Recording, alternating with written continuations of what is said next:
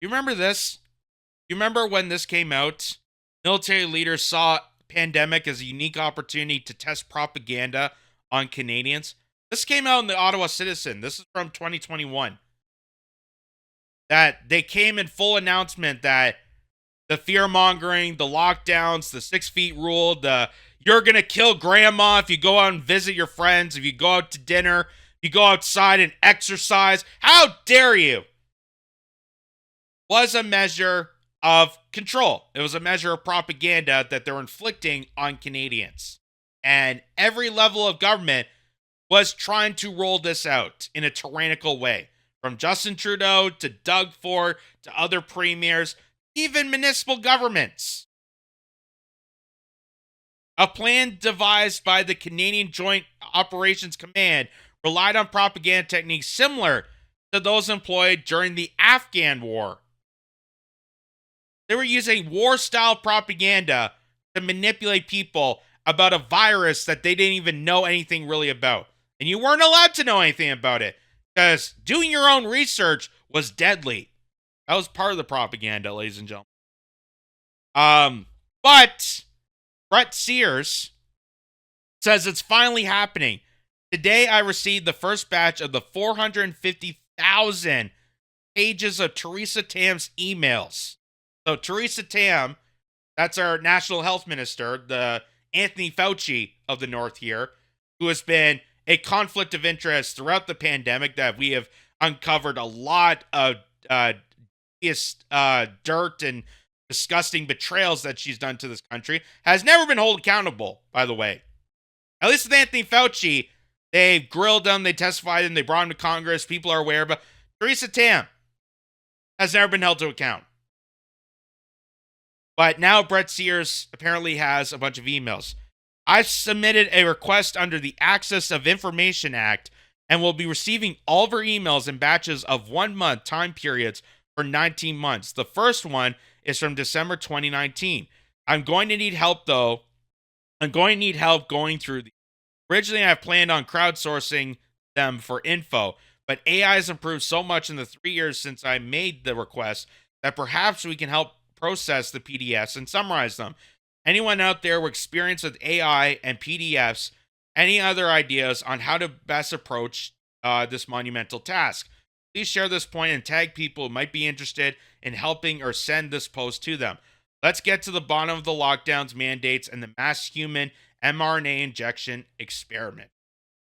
So he submitted a Access of Information Act, got these emails, and one of the big things they highlighted in the emails that Viva Fry pointed out, why would Theresa Tam be interested in addressing vaccine hesitancy in December of 2019, before COVID hit? Unless they knew that COVID was coming and the ensuing vaccine campaign. So this is part of the pages, part of the emails that was sent out to Theresa Tam in regards before even the pandemic, before COVID even existed, that they were gearing up for hesitancy. They were gearing up for ways to propagandize people, ways to control people. You remember back in 2010 that Theresa Tam appeared in a documentary simulating a pandemic-like experience and how people were going to react if we enforced totalitarian control over people. How are people going to react if we endure some mandates, if we restrict people of their freedoms? She announced that in 2010, and now in 2019, she's already gearing it up before even COVID existed. So there's the email there. This is to Theresa Tam, subject addressing vaccine hesitancy in Ontario. And I do apologize if this is a bit blurry, but I had to, the only way to blow it up here. And it says, addressing vaccine hesitancy in Ontario. Hi, Theresa. Thank you for your time and consideration. I'm available to talk to you and your team for any questions on this proposal and would love to talk about it more. As a parent of young kids in Ontario school system, I believe this meets a need for improved communications and good information put directly in the hands of the people making health decisions for families. Funny how they said this in 2019, and you think that putting good information meant that we are going to inform people about the vaccine. We're going to inform people about mRNA technology. We're going to give as much information to the public that parents of these families can make the ultimate decision for the kids.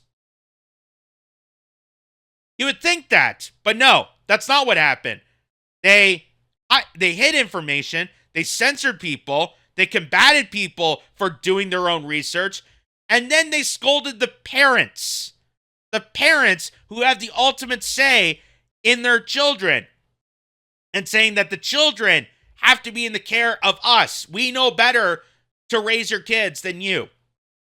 That's what happened during the pandemic. So it is the complete opposite. The complete opposite. There's no shortage of convincing misinformation, and it's flooding social media. We can create something that adds fact to this conversation in a way that talks to parents. I'd be grateful for your thoughts on this. So we're going to create something that's going to contradict what scientists, what other doctors, virologists, people that even created the vaccine technology would inform and tell you. Because they deem that as misinformation. Who? The people that are benefited by big pharmaceuticals, like Theresa Tam. So here's the document. This is the proposal. This is back in 2019, way before we even knew about COVID. And it says, proposal, a communications plan regarding illness prevention to be used in Ontario schools. In Ontario and throughout Canada, we're seeing a growing rate of vaccine hesitancy as vaccination rates dip below the required threshold to maintain herd immunity or community immunity. Funny how they bring that to attention, but if you said that during COVID, the actual pandemic, they didn't know what that was. They didn't know what herd immunity was. They didn't know what natural immunity was. They pretend that didn't exist. We're seeing a resurgence of vaccine preventable diseases in our population. In 2018, Canada had 29 cases of measles. In 2019, we have seen that number rise to 113 as of week 46. The numbers aren't linear, but show our vulnerability as a population that can be easily exposed due to travel. This year, the United States nearly lost its measles elimination status, and Canada isn't far behind. In 12 years, we have seen non-medical exemptions in Toronto for the MMR vaccine rise from 0.8% to 1.72%.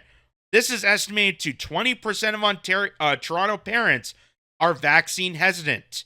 This is a growing problem throughout the province and across Canada. So you would think if parents, specifically in Toronto, were hesitant about whether or not to give your child this vaccination, give your child this jab, wouldn't you be doing everything in your part to convince them by addressing all the information and provide that information to people so that people feel more comfortable and understanding what this injection does to people? Wouldn't that be the case? But that's not what they did. That's not what they did. They scolded you. They threatened your job. They threatened your livelihood. Hey, if you want to go out have a good time on a Saturday night, you better get the jab. You want to be employed? You better get the jab. You want to go to a movie? You better get the jab. You want to go on a plane or a train? You better get the jab. They didn't inform people. They didn't convince people or persuade people. They just yelled at you. They just yelled at you, scolded you, and told you to do it.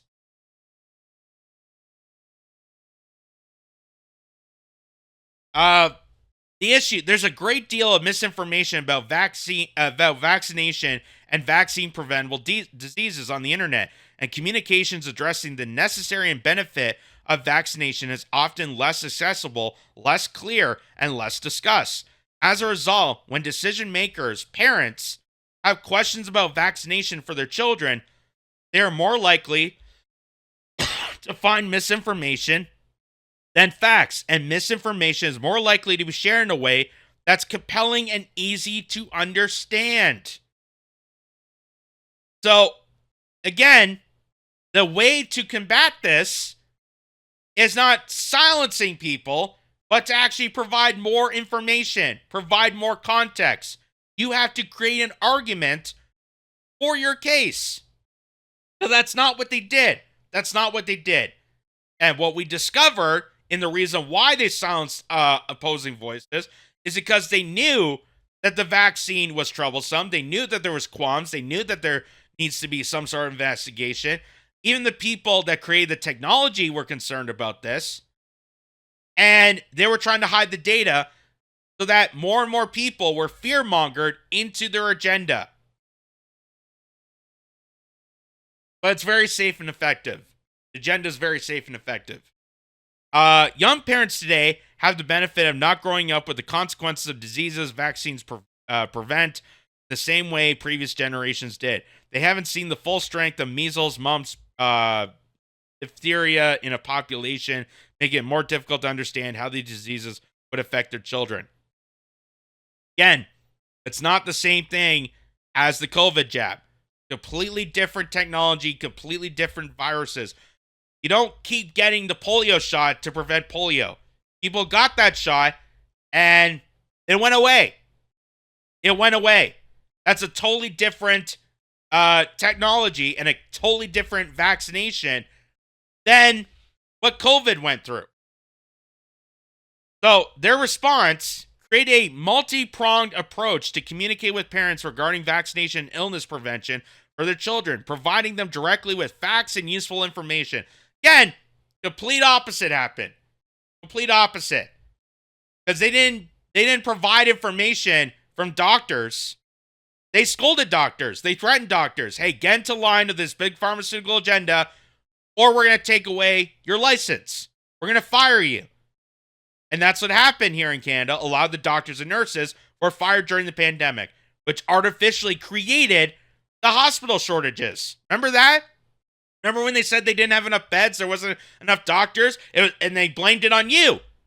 They blamed it on regular people. Hey, it's your fault because you didn't get vaccinated. You didn't get the jab. So now hospitals are overcrowding. No, it's because you fired the people. You fired the workers.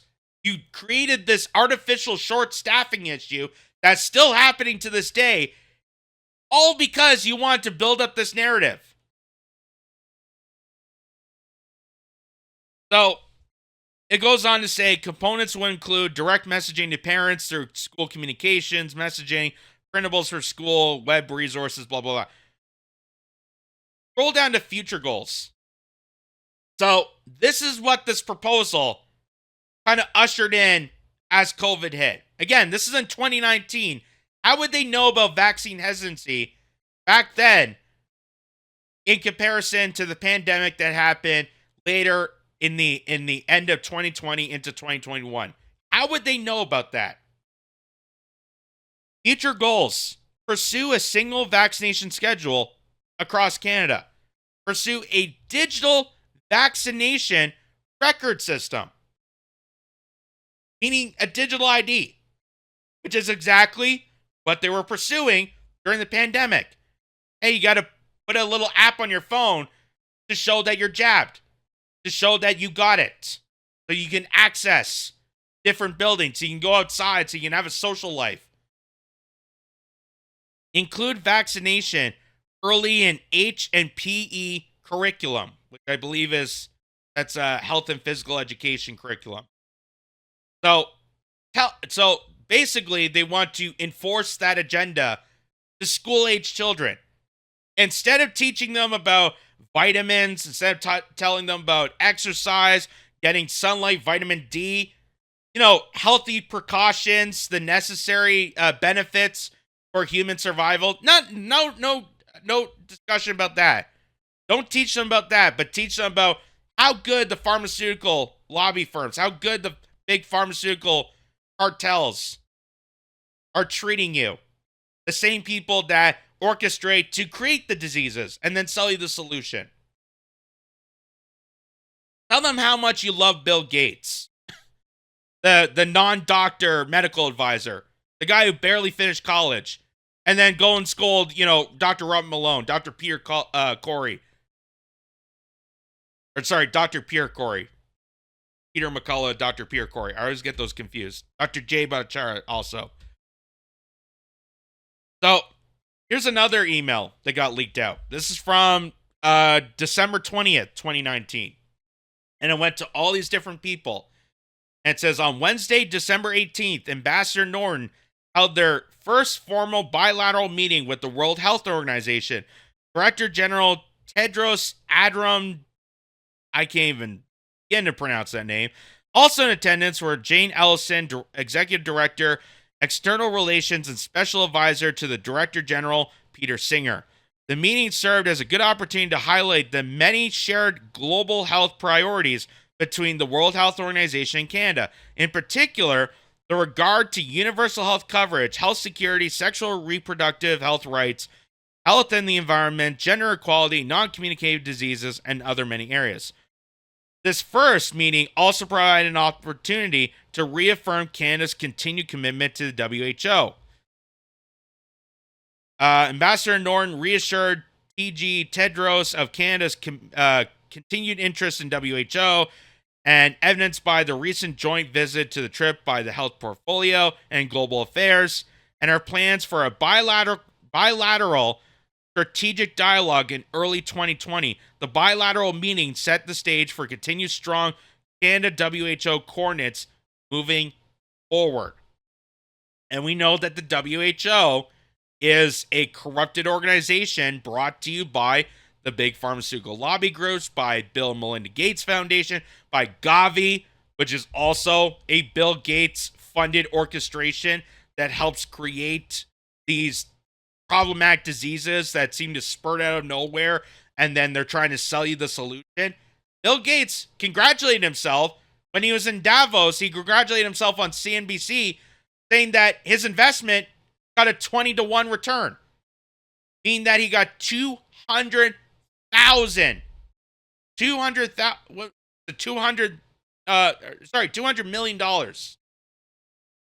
million from putting $10 million into patenting vaccines. He said it was the best investment he ever made.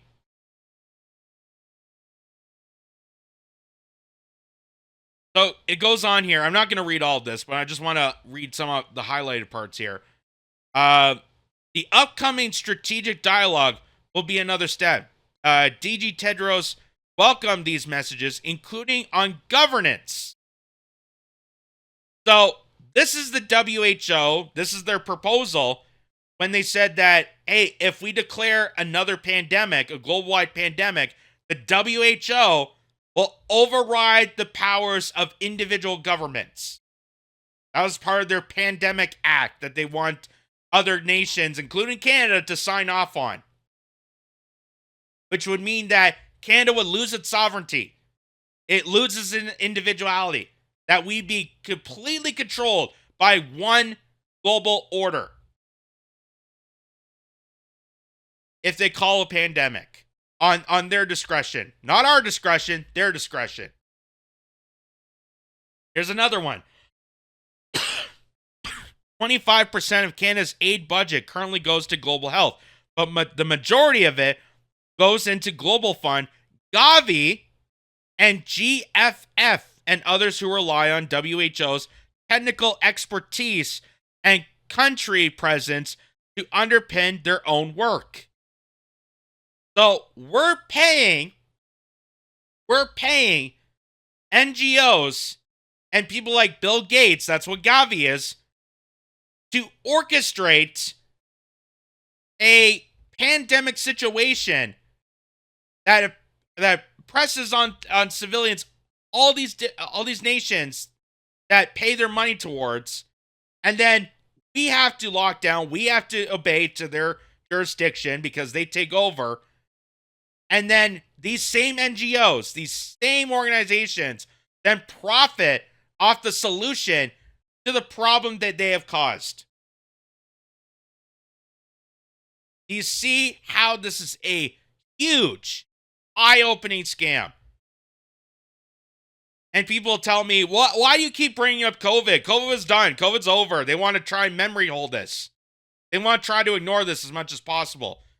Whereas I like to inform people that there is a lot more to this story that needs to be discussed. And considering the fact that hundreds of people got screwed over, thousands of businesses were forced to be shut down, people got excruciatingly screwed over during the pandemic. Okay? There was people that were arrested. There was people that had their rights taken away. They froze bank accounts of Canadians. So, yes, I'm going to keep bringing this up. I'm going to keep investigating the details of this. Because this is a global-wide criminal catastrophe that needs to be held to the highest account possible.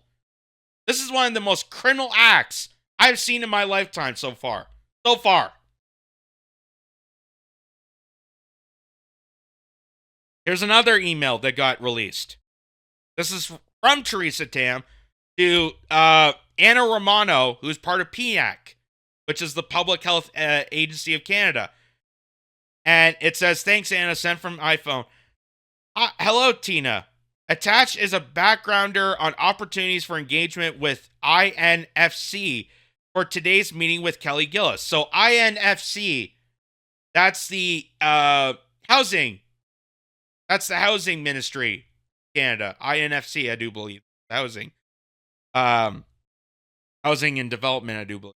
It touches on the key aspects you raised in your email to Kelly last month with respect to the Smart Cities Challenge and Public Health Agency Canada's possible engagement.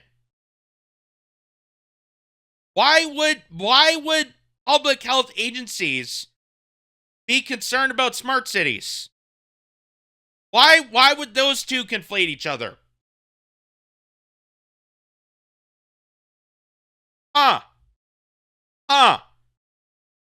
Really scratches your head a bit. Why would those two conflate each other? Why would they be concerned about smart cities and public health?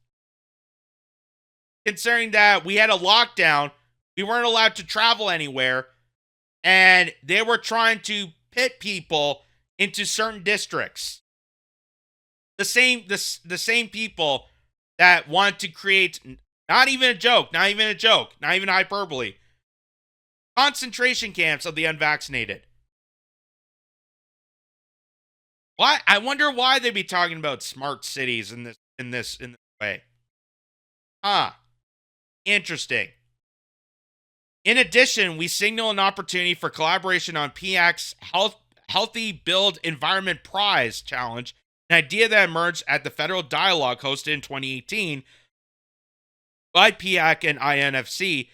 It also describes opportunities raised by CIHR's Health Research Initiative and other areas for funding alignment.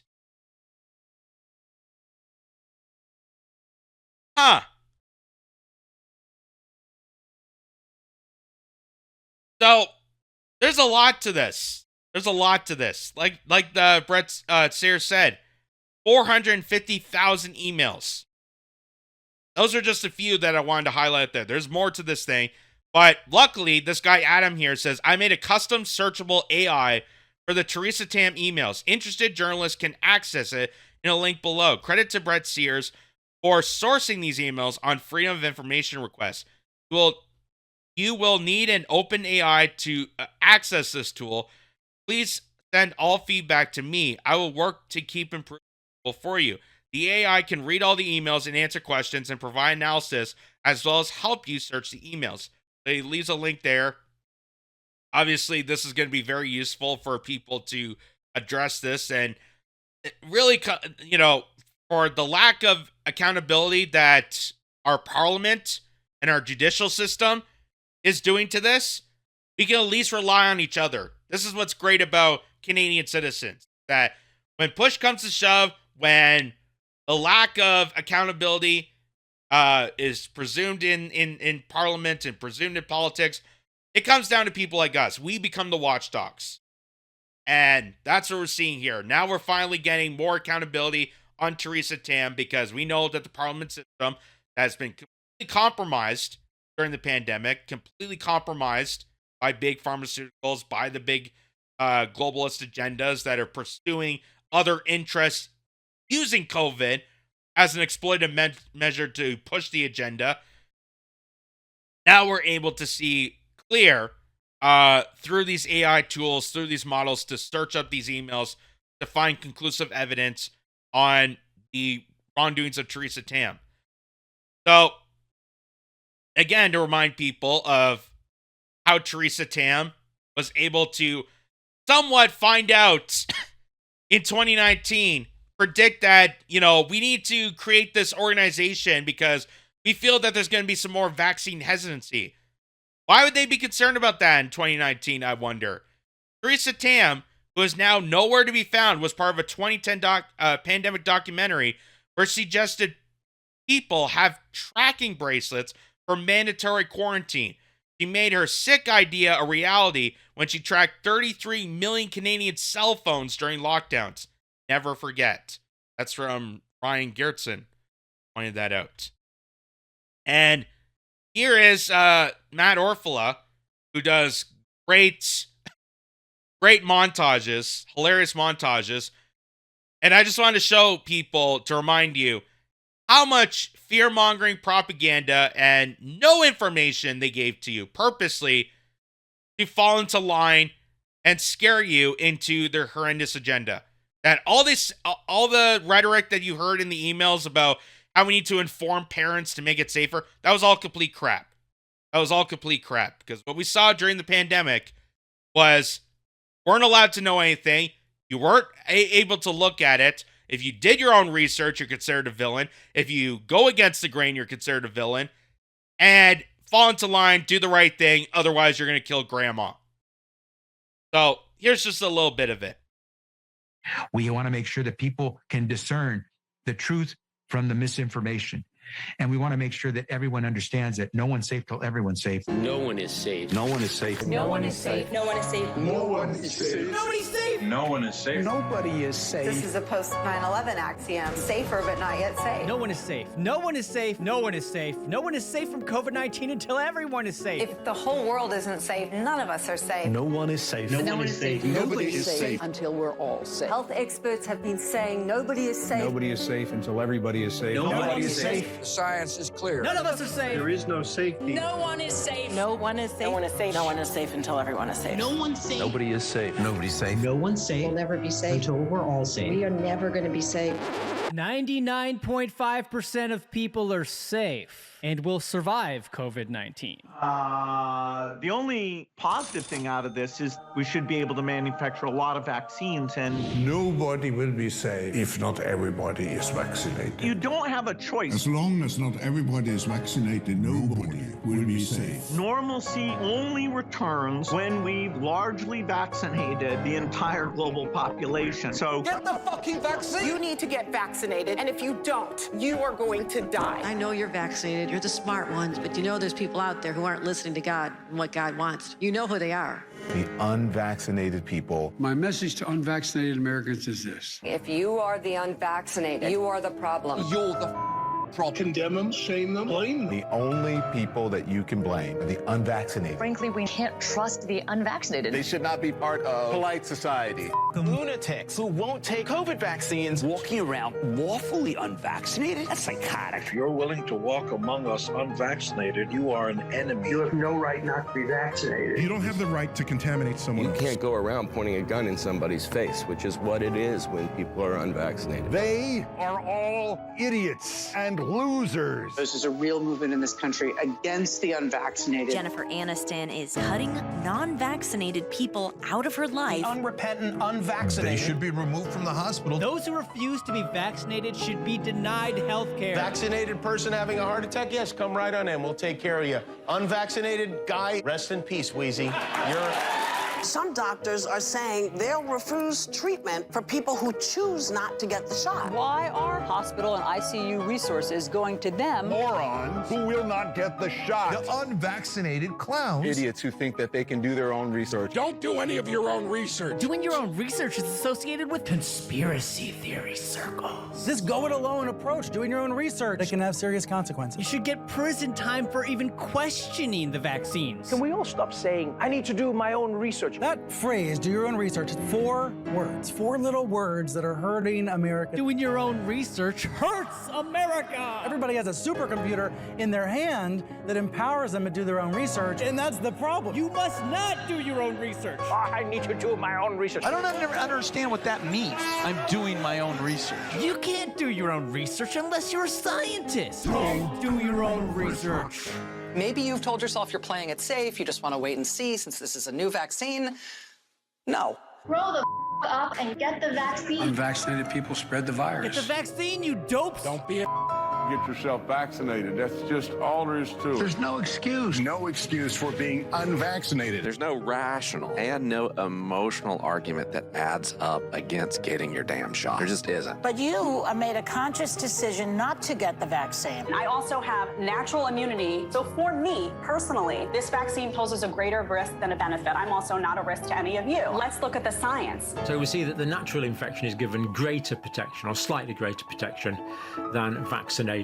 This is a vaccine that was created to prevent severity of disease and to prevent hospitalizations. But the vaccine does not prevent you from getting COVID and does not prevent you from transmitting COVID. Oh my goodness. Reality, and we have seen that. Not so. Come on. No, You've been at Fox TV too long. Joy. I just really don't think that we should allow this kind of misinformation. I gotta stop it there because I can't watch any more of this crap. I really can't. Even when they try to bring some resounding information, even when they try to attempt it, it gets shuttered down. Like they did The View. But again, The View is not informational. You're getting your news from The View. You have a lot of problems. A lot of problems. But that was the world. And that still continues to be the world. Because no one wants to learn. No one wants to do research. No one wants to actually hold things accountable. And even now, the people that screamed the loudest about this, that obviously have either came out of COVID now understanding or something's changed to them because they're not getting their 12th or 13th shot at this moment. So a lot of people have finally come to terms with it, but they still don't want to hold things accountable. They still don't want to hold accountable. They want to try and memory hold this. They want to try to cover it up as much as possible. Oh, COVID was in the past. Don't worry about that. Don't worry about that. Tell that to the people that lost their businesses. Tell that to the people that lost their jobs, their livelihoods. They had to move and shut everything down. They lost their paychecks. They lost their homes. They're now on the streets because of the pandemic. They got fired. They got laid off for no apparent reason. And now you expect people to just move on? That's why I'm bringing this to attention. That's why I congratulate someone like Brett Sears here in Canada for doing that Freedom of Information Act, for bringing detail to those emails. Again, go check it out yourself. Do your own research. I know that sounds deadly coming from Jeff Carlin, people. And Gene Simmons. Gene Simmons, come on. What kind of rock star are you? To yell at your own fans, hey, you got to vax up, man. I'm so sick and tired of the unvaccinated. Wow. That's why. That's why this is a big deal. That's why I bring this to attention. But I can tell you the vaccines are very safe and effective, but you feel free to look into it to your own hands and make the decision based on your perception, because really it comes down to the patient's decision. Doctors can say whatever they want to someone like you, but you get the ultimate say. And don't you forget that. Don't you forget that.